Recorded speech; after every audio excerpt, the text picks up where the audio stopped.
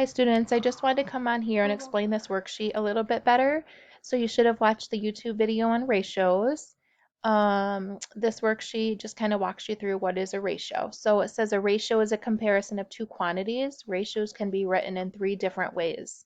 Example, in a class of 20 students, 12 are girls. Write the ratio of the number of girls to total students. So it says write the ratio of the number of girls to students. So if we look above, it says there are 12 girls. So that's going to come first in our ratio. 12 girls, and there are 20 students. So as a fraction, that would just be 12/20ths. Okay, using a colon, you would just write 12 colon 20 and use those 2 dots. That's the symbol for a colon. And then using the word 2 would just be 12 to 20. Okay, so it'd be 12/20ths as a fraction, 12/20, and then 12 to 20. If we want to reduce it, ratios can be reduced, write an equivalent ratio.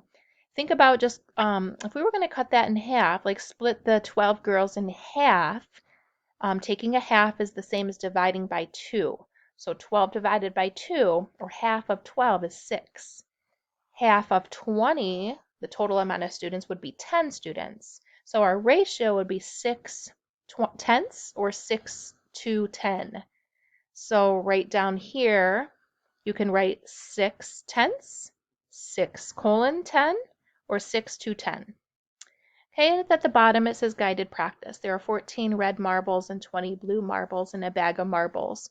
What is the ratio of red to blue marbles in simplest form? So our first ratio would just be red to blue, which would be 14 to 20, or 14/20ths. And if we were going to write that in simplest form, we can split those in half and we would get 7/10ths. 14 divided by 2 is 7. 20 divided by 10 is 10. So 7/10ths. 7 red marbles and 10 blue marbles.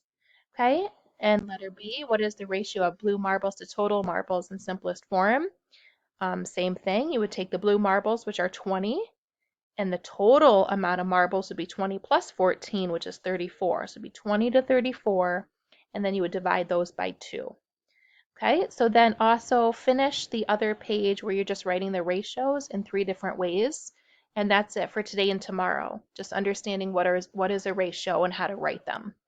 Okay, let me know if you have any questions. Thanks, bye.